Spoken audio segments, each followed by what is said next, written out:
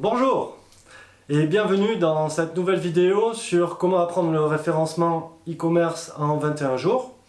Donc aujourd'hui on va traiter du troisième facteur clé de succès d'un référencement e-commerce qui est la mise en œuvre, le contenu.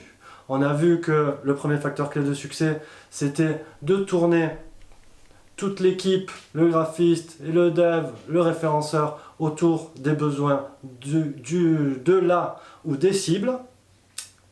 Et ce que j'ai oublié de préciser d'ailleurs, c'est qu'il vaut mieux toujours tourner la cible, tourner sa communication avec le niveau 0 vers celui qui ne nous connaît pas.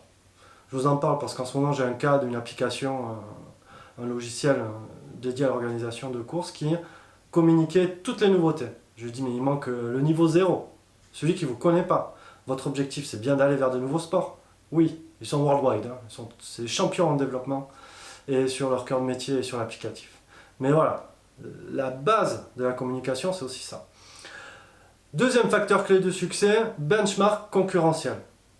Donc c'est là où c'est important aussi de bien définir notre offre, nos prix avant de démarrer, qu'elles correspondent bien à nos cibles, etc., etc.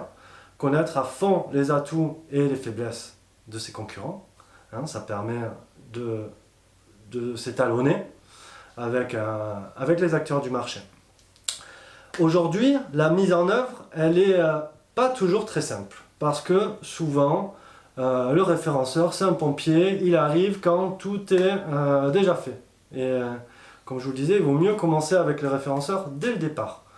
Parce qu'en fait, vous allez voir pourquoi. Moi je considère la mise en œuvre comme un tout, comme un plan média. On va parler de production de contenu par rapport à ses cibles, par rapport à ce que font de bien les concurrents, par rapport à ce que nous on veut faire. Et cet ensemble nous permet de produire un contenu sur l'année. Minimum. Mais il faut produire beaucoup de contenu. J'insiste sur contenu parce qu'il y a la base rédactionnelle, qui est important pour Google, mais pas que. Aujourd'hui, on ne peut pas mettre que des images, même si on vend des accessoires de mode comme des maillots de bain. Hein. J'ai eu le cas.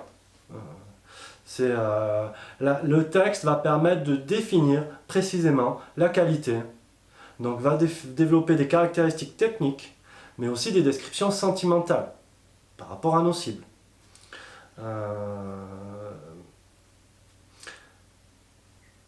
Je voulais vous montrer, donc oui, on a les images, on a les textes, on a les vidéos. On est en 2020. Si on ne met pas des vidéos sur son site, on passe à côté de quelque chose aujourd'hui. Ne serait-ce que pour le qui sommes-nous, l'approche. Dans mes devis, il y a toujours l'exemple de ProBlogger. Cet ancien curé australien qui est devenu un ProBlogger. Et qui apprend à devenir blogueur à plein de monde. Et il a créé cette page qui est une révolution, c'est la page Tartir, commencez ici. Et là, il nous attrape, nous humains, et on sort de ce cadre binaire où on doit interpréter du texte, lire, faire des efforts. Il nous met directement dans l'émotion et dans l'empathie. Aujourd'hui, ça, le fer de lance du marketing, l'empathie. Donc, la mise en œuvre de production, de contenu, passe par l'analyse de ces piliers. Rédactionnel, images, vidéo, et PDF. PDF parce qu'on peut donner des conseils pertinents, on peut capter des emails, c'est toute la partie marketing de l'offre qui est régie par cet aspect-là souvent. On peut aussi tabler sur des comparatifs, des comparateurs. Alors c'est très réglementé, on ne peut pas faire de la publicité, comment on dit ça, discriminatoire. Mais la publicité comparative est tolérée. Donc faire attention de citer d'autres marques sur son site. C'est pas toujours légal. Moi je suis pas juriste, hein. Moi je fais du SEO. Donc souvent ça je le fais sur des sites tiers pour éviter que ça nous pète à la gueule. Mais bon, c'est toujours important d'avoir ça, un bon benchmark concurrentiel, hein, ça sert. Et donc le contenu qu'on va produire va nous servir pour toute l'année. Et c'est là où je veux rejoindre un de mes mentors qui est Laurent Bourrelli et son cocon sémantique à travers deux exemples. Un premier que je trouve très risqué, j'ai rencontré lors d'un salon, là, le Dawade, qui s'appelle plus comme ça d'ailleurs à Toulouse, un expert en assurance moto pas cher. Il était premier sur cette requête, il me montre son site, il a 4 pages. Je lui dis, toi, c'est depuis le début que tu es positionné sur cette requête. Il me dit, oui, j'ai été invité par Google, mon site il est super et tout. Et je regarde, il n'y a pas beaucoup de contenu. Effectivement, il est toujours premier. Son site est en termes de performance technique à 100%. Et je lui dis, et alors, tu as fait quoi à côté pour ta communauté? Il me dit rien. Et donc, 100% de ses revenus aujourd'hui dépendent de Google. C'est là-dessus que j'insiste. Aujourd'hui, le référencement, le search, il est dans Google. Mais il n'y a pas que Google. Et c'est là où c'est difficile d'activer plusieurs canaux en même temps. Mais quand on se donne les moyens, on peut le faire, sans trop d'énergie. Le tout, c'est de bien démarrer, et de ne pas chercher tous les jours qu'est-ce que je vais produire comme contenu.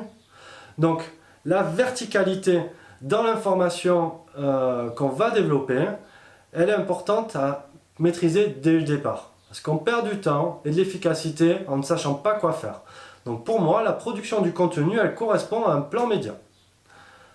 Je dis tout, je dis rien, mais prenons un exemple. Sur le même que je vous disais là sur l'UX, avec l'achat d'immobilier. On s'est rendu compte que c'était Bordeaux qui était intéressant. Du coup, on a une landing page qui n'est pas la page d'accueil, mais la page Immobilier Neuf Bordeaux. Cette première page, c'est la page à 10 000 €. C'est là où on va avoir un rédacteur qui sera un copywriter, une vidéo éventuellement du directeur d'agence qui nous accroche, qui nous met dans l'empathie, et après un contenu qui se divise en 2 parties.